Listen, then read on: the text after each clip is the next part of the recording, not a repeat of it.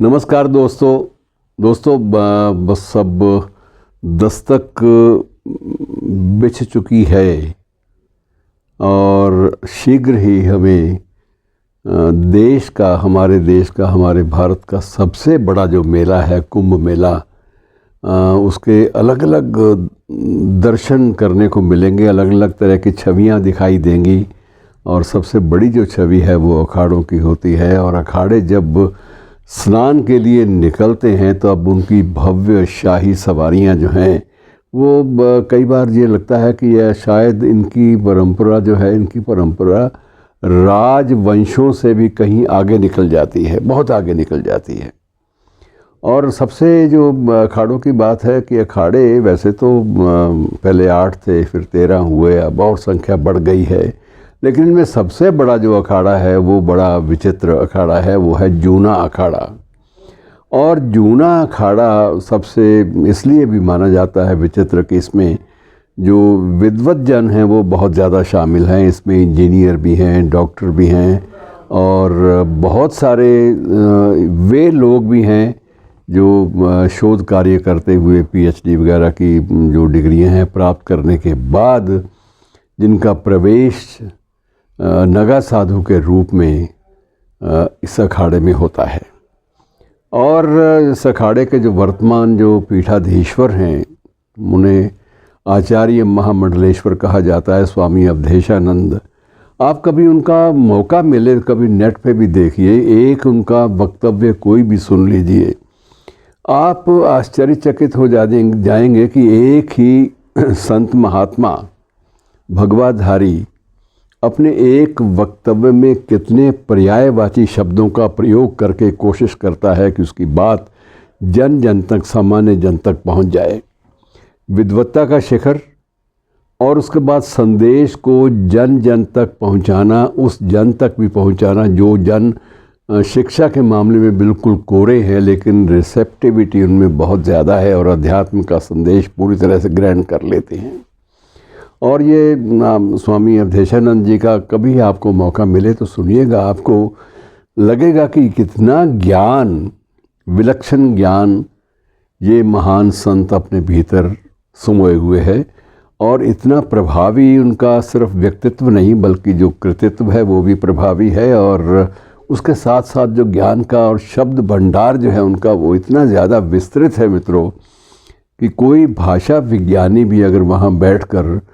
किसी भाषा का अंतरंग रूप से अध्ययन करना चाहे, विशेष रूप से हिंदी और संस्कृत का, तो उसके लिए रास्ता एक खुला हुआ है। और एक बार प्रवाहमय भाषण, वक्तव्य, प्रवचन उनका सुन लें तो उसके बाद भाषा के द्वार खुल जाते हैं, कपाट खुल जाते हैं। और मित्रों इस अखाड़े के बारे में, जूना अखाड़े के बारे में बहुत सारी बातें हैं बताने के लिए, आपस में बांटने के लिए। ये सबसे बड़ा अखाड़ा तो है ही, और ये एकमात्र ऐसा अखाड़ा है जिसमें 4 लाख से ज़्यादा नगा साधु नियमित रूप से रहते हैं। मुख्य केंद्र वाराणसी है, लेकिन इनका जो डेरा है मुख्य रूप से स्वामी अवधेशानंद जी का मुख्यालय वो हरिद्वार में है। अब उन डेरों के कभी आप भीतर जाकर उनकी छवि देखें तो आप हैरान रह जाएंगे कि उनकी दिनचर्या कितनी कठिन है, कितनी तपस्वी मन जो है उनका कितना ज़्यादा हठ योग की अलग अलग गलियारों से हठ योग के अलग अलग स्तरों पर ये लोग गुज़रते हैं और जीते हैं उन स्तरों को बाकायदा। और इतना ज़्यादा प्रभावी मामला होता है मित्रों कि कभी भी किसी भी जूना अखाड़े के बारे में विशेष रूप से मैं कहना चाहूँगा कि कभी भी किसी भी अनियमितता की शिकायत कभी आज तक सुनने में नहीं आई। कभी विवादों का केंद्र ये अखाड़ा नहीं बना। कारण एक ही है कि मुखिया अपने आप में इतना सुदृढ़ है, सुदृढ़ वैचारिक आधार पर और आध्यात्मिक आधार पर, कि किसी की हिम्मत नहीं पड़ती कि वो आँख ऊंची करके उठाकर उस महान संत की ओर देख पाए और अपलक उनको निहारने के अलावा कुछ चारा नहीं होता। और ये नागा साधु बनते कैसे हैं मित्रों, ये कथा बड़ी विचित्र है। इतनी ज़्यादा परीक्षाओं से गुज़रना पड़ता है, इतनी ज़्यादा परीक्षाओं से गुज़रना पड़ता है, और वो भी ऐसी कड़ी परीक्षाएं जिनमें सब कुछ स्वयं जो है साधु बनने से पहले, स्वयं उसमें दीक्षित होने से पहले उनको अपना पिंडदान भी करना पड़ता है,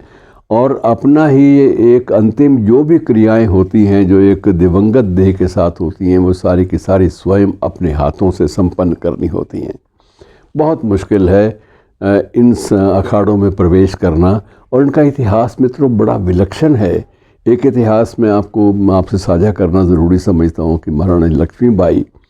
वह भी कुंभ के एक मेले में, जब 1857 का जो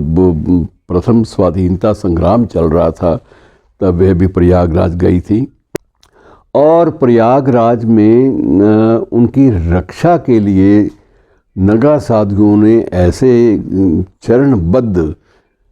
सुरक्षा पंक्तियां बना रखी थी, ऐसी सुरक्षा पंक्तियां बना रखी थी कि जिनको भेदना अंग्रेज़ों के लिए भी, अंग्रेज़ सैनिकों के लिए भी, सुप्रशिक्षित सैनिकों के लिए भी संभव नहीं हो पा रहा था। वहाँ अपने सारे सैनिकों के साथ वहाँ स्नान करने के बाद जब देखा कि महारानी घिर गई हैं, तो महारानी ने अपने अंतिम क्षणों में एक नगा साधु महंत गंगादास के आश्रम में शरण ली, और वो भी इसी जूना अखाड़े से जुड़े हुए थे, और उनके आश्रम में जाकर उनका अपना शिविर था, उस शिविर में जाकर शरण ली, और वहाँ उनको शरण लेने के बाद महसूस हुआ कि बिल्कुल वो सुरक्षित स्थल पर पहुँच गई हैं, और अंतिम सांस भी उन्होंने वहीं पर ली, और उनकी सारी जो अंत्येष्टि की जो सारी क्रियाएं हैं वो वहीं पर की गई। और मित्रों, इसका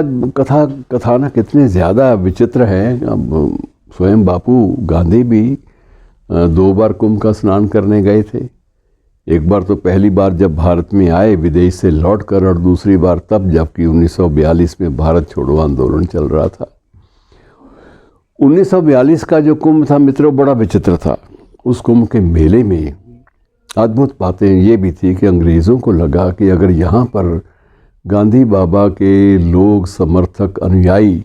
लाखों की संख्या में पहुँच गए तो उनको नियंत्रित करना बहुत मुश्किल हो जाएगा। और भारत छोड़ो आंदोलन अपने आप में एक बहुत बड़ा आंदोलन था, एक जन आंदोलन, और उस वक्त ये अंग्रेज़ों की ओर से, ब्रिटिश जो अधिनायकवादी तंत्र था उसकी ओर से ये अफवाह फैला दी गई कि द्वितीय महायुद्ध जो है चल रहा है, और इसमें किसी भी क्षण जो है, जैसे जापान में बम गिराए जा रहे हैं, वैसे ही जो बमबारी है, बम वर्षा है एटॉमिक वारफेयर की, उसका पूरा जो ध्यान है उनका, एटॉमिक वारफेयर छेड़ने वालों का ध्यान इसी कुंभ के मेले पर होगा। और यहाँ पर लाखों की संख्या में धर्मानुयायी और जो कुंभ स्नान के लिए जो लोग पहुँचे हैं आस्था को लेकर, वो सभी समाप्त हो सकते हैं। ये अफवाह फैलाने के बाद इतना तो ज़रूर हुआ कि कुछ लोग टिक गए, लेकिन फिर भी संख्या लाखों से कम नहीं हो पाई। और स्वामी अवधेशानंद तो स्वयं बताते हैं कि मेरे आश्रम में, जो हरिद्वार वाला आश्रम है, वहाँ भी हर रोज़ सुबह शाम और 3 समय का भोजन वहाँ पर लगभग 50,000 साधुओं के लिए हर दिन इतने भोजन की व्यवस्था करना, और इतनी ज़्यादा प्रबंधों को सुनिश्चित करना कि उसमें कोई अनियमितता ना हो, कोई भी वहाँ का अखाड़े का भोजन ग्रहण करने के बाद बीमार ना पड़े, वो हर चीज़ के बारे में जो जागरूकता है वो समग्र रूप से इसी आस्था का एक स्वरूप है जो कुंभ के मेले पर अक्सर देखी जाती है। धन्यवाद।